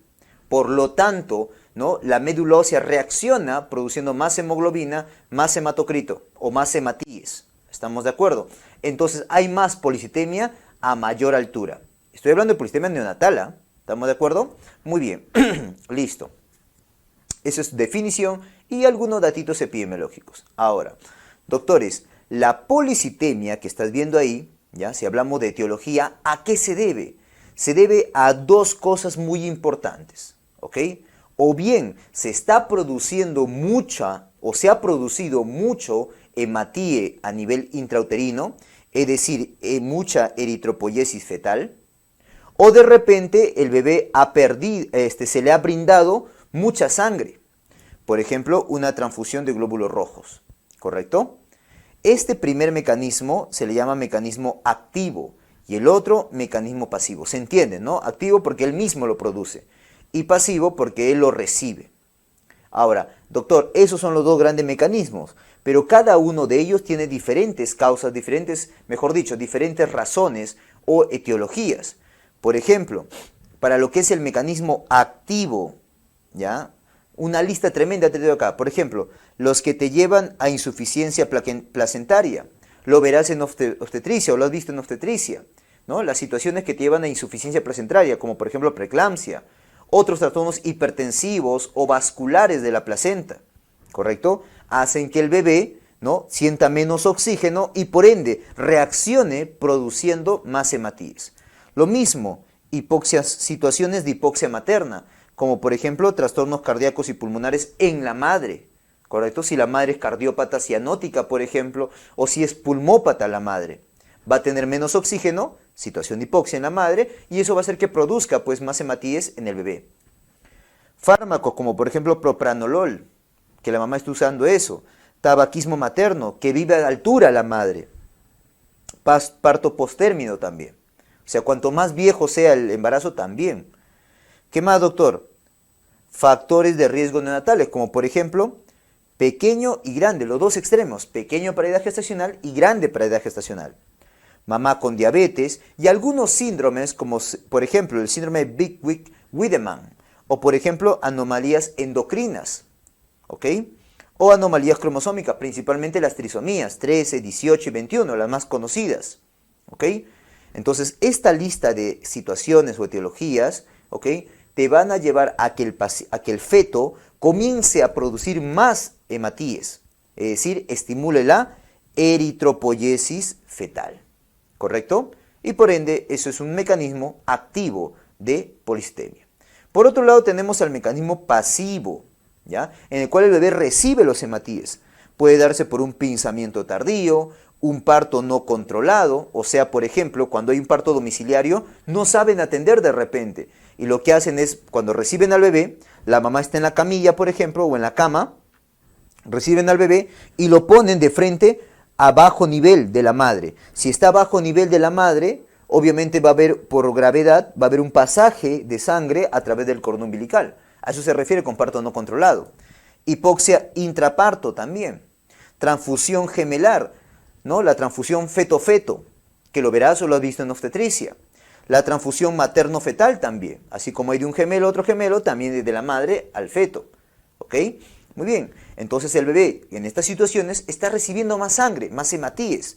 Es como una transfusión de glóbulos rojos, es un mecanismo pasivo, ¿correcto? Ahora, de todos ellos, ya sea activo o pasivo, ¿cuál es el más frecuente relacionados en bebés a término? El pinzamiento tardío. El pinzamiento tardío, doctores, es la causa más común en bebés a término, ¿no? Este pinzamiento tardío. Que justamente lo utilizamos o lo hacemos para evitar anemia, ¿te acuerdas? Para evitar anemia, pero a veces se demora tanto de repente que se le pasa mucha sangre, ¿correcto? Entonces el pinzamiento tardío es, pues, doctores, una manera o la causa más común de polistemia en bebés a términos, ¿ya? Muy bien. Entonces, por un lado tenemos el mecanismo activo y por otro lado tenemos el mecanismo pasivo.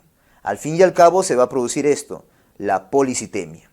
Ahora, vamos a la fisiopatología. Oiga, doctor, ya, hay policitemia, hay muchos hematíes, ¿correcto? Muy bien. Doctor, ¿eso qué va a generar? La base fisiopatológica de la policitemia. La sangre se pone más espesa. Por lo tanto, hay hiperviscosidad, ¿correcto? Esa es la base fisiopatológica de la policitemia. Ahora, esa hiperviscosidad puede ir acompañada a veces de hipervolemia, principalmente cuando hay un mecanismo pasivo, obvio, ¿no? Porque recibe sangre, entonces hace hipervolemia también. Entonces también puede ser una razón o un mecanismo fisiopatológico, ¿no? Pero el principal, la hiperviscosidad. Correcto. Muy bien, esa es la fisiopatología. Ahora, doctores, entendiendo eso, veamos la clínica, cómo se presenta. Lo primero que tienes que entender en la clínica es que lo más frecuente es que sea asintomático. Eso es lo más frecuente, doctores. Paciente con policitemia, lo más frecuente es su presentación asintomático. Por ahí quizá de repente la plétora se puede presentar, o sea que sea más rojito. ¿Ok?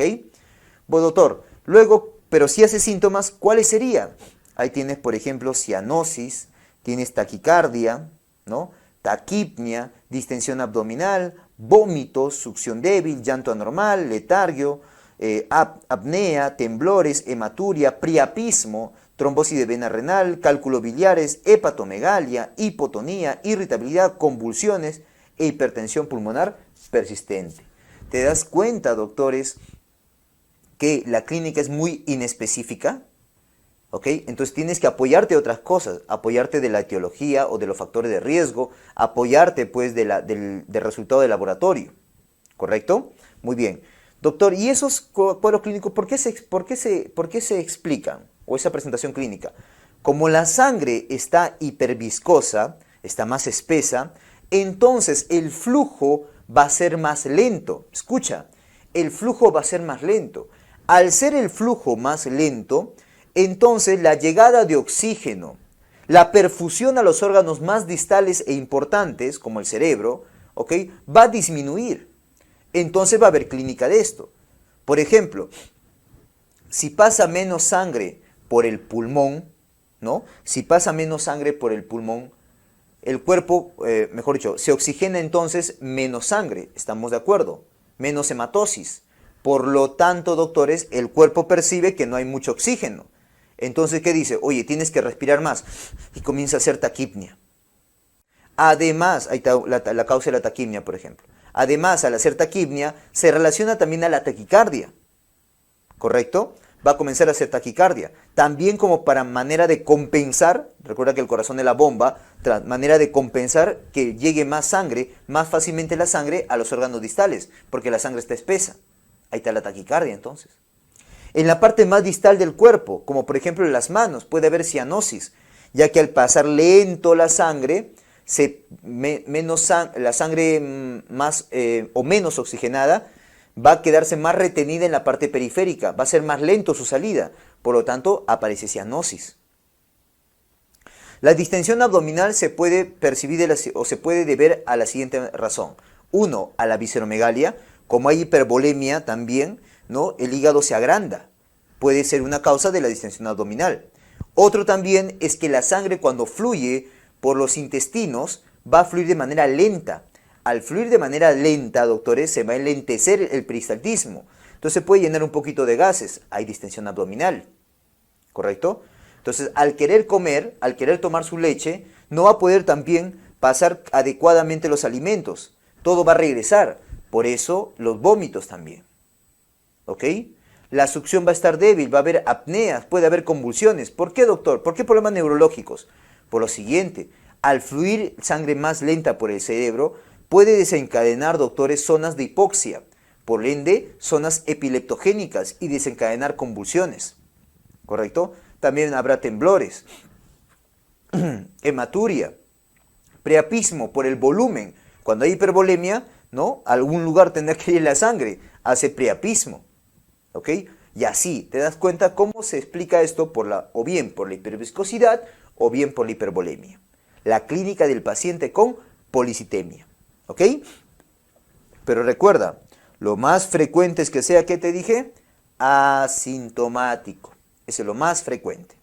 ¿Ya? Muy bien. Ya, doctor. Ahora, un datito. Doctor, ¿por qué puso un reloj ahí? Normalmente, doctores, ¿cuándo suele aparecer, no? ¿Cuándo suele aparecer la clínica de un paciente con policitemia? A la segunda hora de vida. Ahí suele aparecer la clínica de policitemia. ¿Ok? Ahora, esta sobrecarga de hematíes también va a generar complicaciones. Dos muy importantes. Uno, lo que es la hipoglicemia, ¿correcto? La hipoglicemia. Y dos, la hiperbilirrubinemia. Doctor, ¿por qué? Al haber más hematíes, la glucosa se va a consumir más, por ende predispone a hipoglicemia. Doctor, al haber más hematíes, habrá también más hematíes que se destruyen. Por lo tanto, la destrucción de una hematíe, tú sabes que al reventarse, al romperse, normalmente libera la hemoglobina. La hemoglobina tiene dos partes, el grupo proteico, que es la globina, y el grupo hemo. Este grupo hemo, cuando se metaboliza en biliverdina y luego en bilirrubina indirecta. Por eso te puede llevar a hiperbilirrubinemia y por ende a ictericia. ¿Correcto? Muy bien. Entonces también dentro del manejo hay que controlar esos valores. Mídele con hemoglucotest, mide las bilirrubinas totales y fraccionadas. No vaya a ser que haga luego hipoglicemia o hiperbilirrubinemia que requiera de repente fototerapia. ¿Estamos de acuerdo? Muy bien. Ahora, lo más importante en policitemia, doctores, además de la definición, es recordar, doctores, el tratamiento. ¿Ya? Bueno, además de la definición, la clínica y la fisiopatología, que es la hiperviscosidad más menos hipervolemia. ¿Ya? Eso también quiero que te recuerdes. Muy bien, ¿qué es lo más importante, doctor? El tratamiento. De todo, el tratamiento es lo más importante. ¿Ya? Ahora, para el tratamiento, doctores, quiero que clasifiques al paciente en tres. Es decir, puede haber tres escenarios. El primer escenario es que es un paciente asintomático con hematocrito mayor de 65. Recuerda que no es mayor igual a, es mayor de 65, pero menor de 70%. ¿Ya? Ese es el primero. La primera situación, el primer escenario. El segundo escenario es que sea sintomático con hematocrito mayor de 65 y menos de 70%. Recuerda que acá en estas dos situaciones que te acabo de decir, no agarra al 70%. ¿Correcto? Muy bien. Y el tercer escenario, doctores, es pues que sea asintomático, sintomático, no me importa, pero que su hematocrito sea mayor o igual a 70%. ¿Correcto? Tres escenarios que se pueden dar en un paciente con policitemia. Ahora, doctor, ¿qué hago en la primera situación? Solamente manejo expectante y control. ¿Control con qué? Con un nuevo valor de hematocrito. Puedes pedir hematocrito y también hemoglobina, por si acaso. ¿Ya? Pero tengo que controlar, no va a ser que ahora sí aumente más de 70. ¿Ok? O también que haga clínica. Es hematocrito, control de hematocrito y control de clínica. ¿Estamos de acuerdo? Muy bien. Ahora, doctor, pero para el escenario 2 y escenario 3, ¿cuál es el manejo? Según el CIBEN, la Sociedad Iberoamericana de Neonatología, claramente mencionan que en estos pacientes sí tienen que recibir la famosa exsanguino transfusión parcial. Recuerda que decir exsanguino transfusión parcial es lo mismo decir hemodilución. Porque voy a diluir la sangre. No te confundas con la exsanguino transfusión total, que esa utilizamos en el manejo de ictericia neonatal. Ten cuidado. ¿Ok? Muy bien. Doctor, un dato importante que tienes que saber en la exsanguino transfusión parcial es cuánto volumen de sangre voy a extraer o voy a transfundir. ¿En qué consiste esto, doctores? En que yo saco sangre con bastantes hematíes y meto cloruro de sodio. En eso consiste la exsanguino transfusión parcial. ¿Ok? Ya, ¿cuánto es el volumen para transfundir? Es hematocrito, lo voy a agrandar acá para que lo veas conmigo. Hematocrito real menos hematocrito deseado por el volumen sanguíneo, por el peso del paciente sobre hematocrito real. Oigan, doctores, el volumen sanguíneo, ¿correcto? Te lo tienen que dar en el caso clínico. Si no te lo dan, mi sugerencia es que pongas 80, porque es el que se suele utilizar en bebés a términos, ¿ya? Pero ten en cuenta algo, que este volumen sanguíneo puede aumentar a 85, a 90, si es todavía prematuro. ¿Estamos de acuerdo? Pero cuando es un a término, 80 se suele utilizar. ¿Ya? ¿Ok? Idealmente deberían, en un caso clínico, ponerte el valor del volumen sanguíneo. Luego lo multiplicas por el peso, que también te lo van a dar, igual que el hematocrito real, igual que el hematocrito deseado. ¿Correcto? Generalmente la diferencia entre un hematocrito real y deseado no suele pasar de 10. ¿Ya? No suele pasar de 10. Pero igual, como te digo, estos valores te lo tienen que dar en el caso clínico. ¿Ok? Eso es pues el tratamiento para policitemia. ¿Estamos de acuerdo? Muy bien, doctores.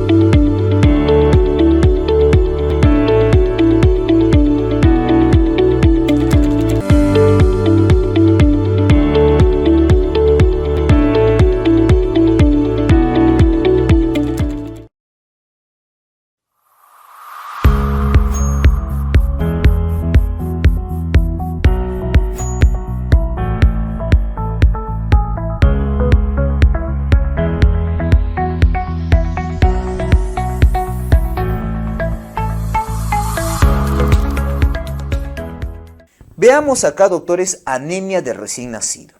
¿Correcto? Muy bien. Lo primero que tenemos que hacer ante una anemia de recién nacido es definirla. ¿Ok? Esta se puede definir por un hematocrito menor de 45% o hemoglobina menos de 15 gramos por decilitro. ¿Correcto? Ahora, doctores, otra manera de definirlo, porque esto es un valor así puntual, ¿no? Pero en realidad la manera ideal de definirlo, ¿ya? Viene a ser que la hemoglobina sea menor de menos 2 desviaciones estándar. Esto es lo ideal. Doctor, ¿por qué? ¿Por qué no suele utilizar o por qué dice usted que de repente el valor absoluto no es lo ideal? Porque, doctores, el valor de hemoglobina hematocrito puede variar, ya sea postérmino, a término, pretérmino, es decir, puede variar en base a la edad gestacional. Además, puede variar también de acuerdo al tiempo de vida. Además, puede variar también de acuerdo al peso. Entonces es muy variable. Por ende, mejor algunos utilizamos el valor de hemoglobina menos de menos 2 desviaciones estándar. Si te preguntan puntual, menos de 15 gramos por decilitro de hemoglobina. ¿Estamos de acuerdo? Muy bien. Esa es definición. En la etiología, obviamente hay un montón. Pero las más frecuentes razones de anemia en un recién nacido, ¿ok?, son estas dos. Estas son las más frecuentes. Doctor, ¿cuáles? Anemia fisiológica y anemia de la prematuridad. Doctor, ¿cómo que anemia fisiológica? Lo que pasa, doctores, es que normalmente, cuando un bebé nace, obviamente tiene hematíes fetales, hemoglobina fetal. Eso tiene que cambiar, tiene que perderse y cambiarse por una hemoglobina y una hematíe de adulto, ¿no? Entonces, esa pérdida de hematíes para recién subir ocurre ¿cuándo? En los primeros 2 a 3 meses. En los primeros 2 a 3 meses. Entonces, ahí puede haber una caída normal, esperada, fisiológica, de la hemoglobina. ¿Correcto? Y el otro es la anemia de la prematuridad. Esa pues sí, debido a que el prematuro, ya ahí hay muchos factores, ¿no? De base porque ya es prematuro, el mismo hecho de ser prematuro es porque ha quedado menos tiempo en el embarazo, por ende menos tiempo de producción de hematíes, anemia. Y lo otro también es porque el prematuro tiene menor cantidad de eritropoyetina, ¿correcto? Muy bien, entonces ahí está. Pero no son las únicas, son las más frecuentes, pero no son las únicas. ¿Cuáles otras? Por ejemplo, veamos, mira, aquellas que te llevan a pérdida de sangre, ya sea antes durante el parto o en el periodo neonatal. Antes o durante el parto, por ejemplo, una hemorragia placentaria, un DPP, un abrupto placentae, ¿correcto? Una placenta previa. Una hemorragia de cordón umbilical, por una vasa previa de repente. Una hemorragia fetal, ya sea por transfusiones fetomaterna, fetoplacentaria, fetofetal o iatrogénica. ¿Ok? O sea, cuando aplicas transuterino. Periodo neonatal, por ejemplo, los trastornos hemorrágicos de recién nacido, ¿no? Por la falta de vitamina K. Hemorragias intracraneales, por ejemplo, la principal, hemorragia intraventricular. Cefalohematomas, hemorragias subgaleales o algunos caput que se llenan de sangre. A eso le llaman caput hemorrágicos. Retroperitoneales, renales, suprarrenales. Rotura hepática, esplénica por un parto traumático probablemente. Gastrointestinales, de repente en un prematuro, ¿correcto? En el contexto de una enterocolitis necrotizante. Umbilicales por una mala cicatrización del cordón umbilical o porque se ha infectado de repente. Iatrogénicas, porque de repente, doctores, le has pedido tantos exámenes de laboratorio que ya le has cambiado la sangre. ¿Ok? Sobre todo en prematuros. Otras razones son el aumento de la destrucción de hematíes. Ahí tenemos, por ejemplo, las anemias hemolíticas inmunes. Tenemos anemias hemolíticas congénitas, como por ejemplo, no lo sé, pues talasemias de repente. ¿Ya? Infecciones, como por ejemplo sepsis, ¿no? Los mismos TORCH que también te pueden llevar a anemia. Alteraciones mecánicas, por ejemplo, las anemias hemolíticas microangiopáticas en el contexto de una coagulación intravascular diseminada. Dentro de un hemangioma, tú sabes que esta tumoración, el hemangioma, ¿no? Está lleno de sangre y ahí hay una malformación, por ende cuando los hematíes pasen se van a romper. ¿Ya? Carencia de vitamina E también, mira. Metabolopatías, galactosemia, osteopetrosis, por ejemplo. Anemias hipoplásicas, o sea, porque la médula ósea está trabajando menos. Por ejemplo, anemia hipoplásica fisiológica que se puede dar. Acá sería anemia aplásica congénita o anemia plásicas secundarias a infecciones, por ejemplo.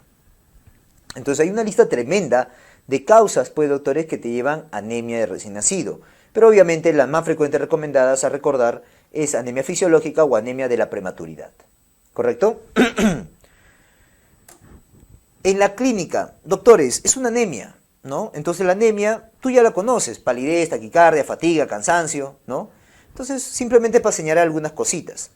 Se dice que la clínica más frecuente viene a ser la palidez de piel y mucosas.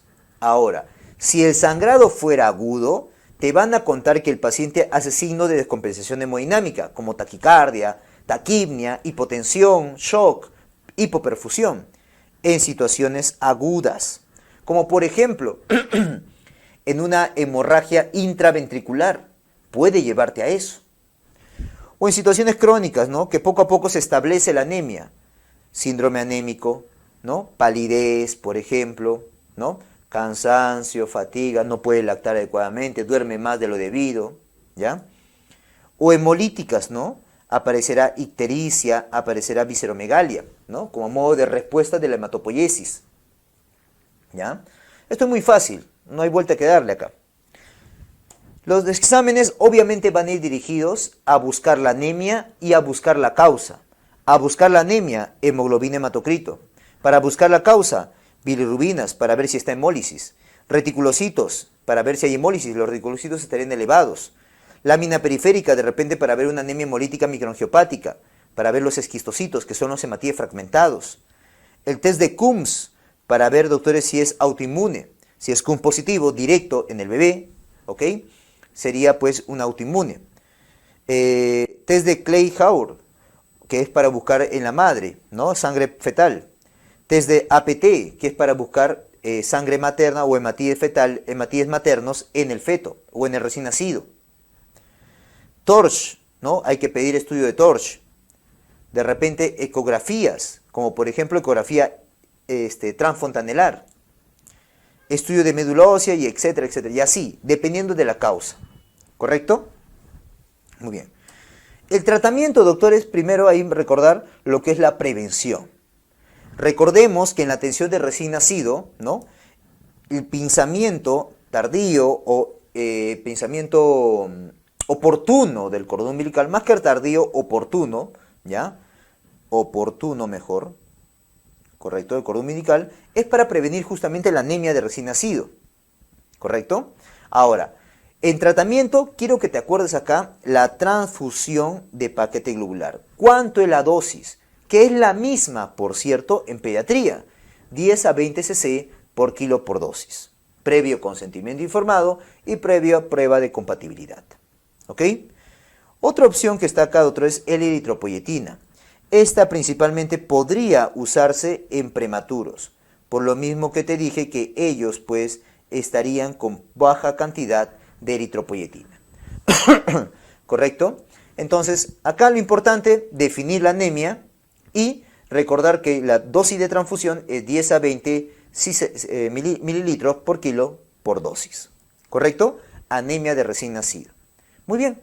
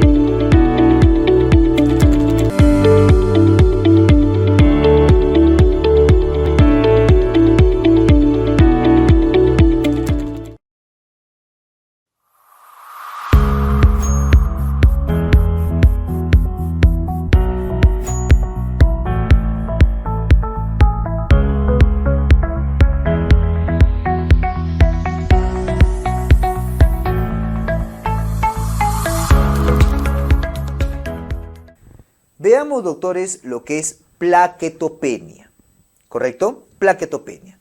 Muy bien, la plaquetopenia de recién nacido, doctores, también hay que definirla, ¿no? Cuando las plaquetas es menos de 150.000. Oiga, doctor, es igual que en adulto. Igual que en niños, adolescentes y adultos, doctor, es lo mismo, ¿correcto? Menos de 150.000, ¿ya? Muy bien, ahora, esta plaquetopenia o la plaquetopenia que se puede presentar de recién nacido, muchas veces, doctores, es frecuente encontrarla, o sea, tiene relativa frecuencia. Se dice que 1 a 2 de los recién nacidos van a tener plaquetopenia, ¿correcto? Es relativamente frecuente. Oye, doctor, pero yo no recuerdo que en mi rotación en neonatología haya visto tanta plaquetopenia. Lo que pasa es que muchas veces son leves a moderadas y no genera mayor repercusión clínica. Y que además son autolimitadas.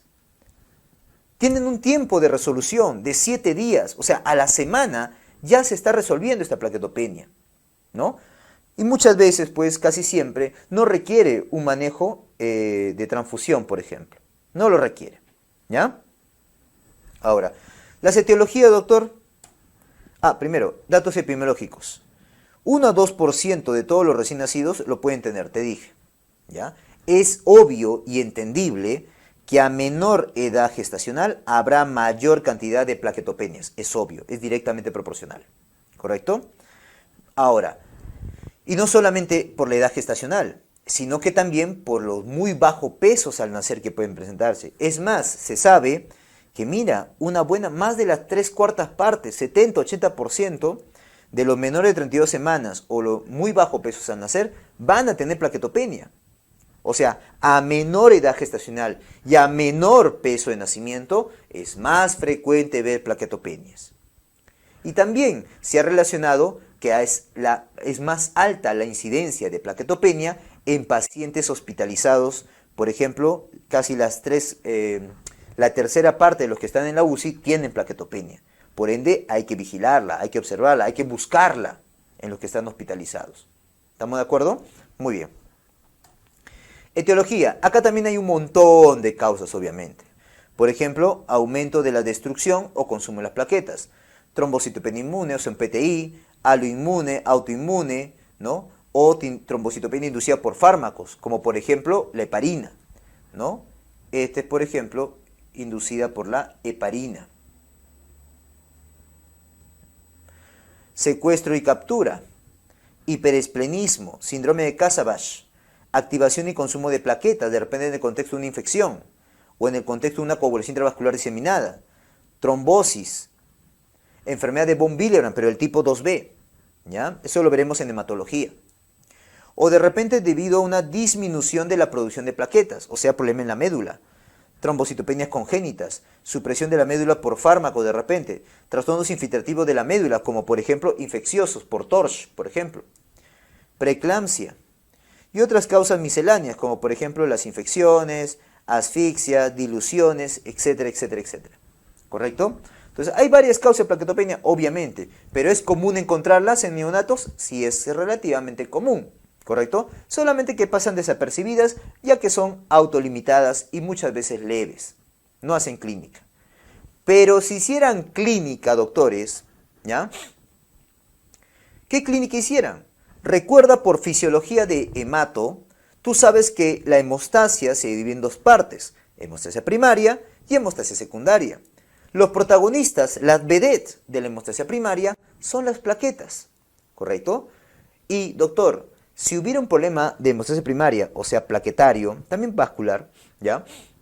¿Qué clínica haría? Clínica de trastorno de hemostasia primaria. ¿Y cuál es esa? Sangrados superficiales, lo que tú puedes ver rápidamente. Petequias, equimosis, epistaxia, gingivorragia, en este caso sangrado de cordón umbilical. ¿Correcto? En casos extremos, sangrados internos, pero extremos, ¿ok? Petequias, entonces mira todo lo que puede tener, ¿no? Petequias, equimosis, cefalohematomas, sangrado del cordón umbilical, sangrado de sitio de punción, por ejemplo. Van a sacarle muestras si está sangrando, ¿correcto? Entonces, es lo que podría verse en estos pacientes, ¿ya? Exámenes. Obviamente el examen va dirigido a la búsqueda de las plaquetas. Un hemograma completo que te va a ayudar también para ver cómo están los leucocitos, ¿ok? Y la hemoglobina. Y otros exámenes ya dependiendo de lo que tú estás buscando. De repente un perfil de coagulación para ver si está en una coagulación intravascular diseminada, ¿correcto? Y así, ¿ok? O estudios de repente para buscar otras enfermedades, enfermedad de von Willebrand, por ejemplo, ¿no? Para ver la prueba o otras enfermedades también, ¿ya? Entonces hay varios exámenes que se puede pedir, ¿no? No hay mayor cosa en realidad ver el conteo de plaquetas. Tratamiento, ya. La mayoría, como te dije, se resuelve la primera semana, así que muchas veces es manejo expectante. Muchas veces eso. Pero si vas a transfundir, ¿cuándo transfundiría? La indicación, hay varias indicaciones, no me pareció importante detallarlas porque es un montón. Pero en general, lo que te puedo decir es lo siguiente, y eso debes acordarte. Tú transfundes con plaquetas a una plaquetopenia cuando dicha plaquetopenia se asocia a sangrado. Plaquetopenia más sangrado, indicación de transfusión. Y la dosis es igual que en pediatría, o para los menores de 10 kilos. 10 a 15 cc por kilo por dosis. ¿Es lo mismo que en pediatría, doctor? Sí, te acabo de decir lo mismo. En pediatría tenemos la regla general. Dividimos a los pacientes, en pediatría, dividimos a los pacientes por peso, si es menor de 10 kilos o si es mayor de 10 kilos. Si es menor de 10 kilos, le damos 10 a 15 cc por kilo por dosis, ¿ya? Y como los neonatos suelen ser menor de 10 kilos, pues lo mismo, 10 a 15 cc por kilo por dosis. Ahora, doctores, en pediatría, si es mayor de 10 kilos, es una unidad de plaquetas por cada 10 kilos. Si pesa 20 kilos, le das 2 unidades. Pesa 30 kilos, 3 unidades. Doctor, porque así me preguntan. Doctor, tiene 27, 28 kilos. ¿Cuánto le doy? Dale 3, pues, 3 unidades. ¿Estamos de acuerdo? No te pelees en eso. ¿Estamos de acuerdo? Muy bien. Eso entonces es plaquetopenia del recién nacido. ¿Ya?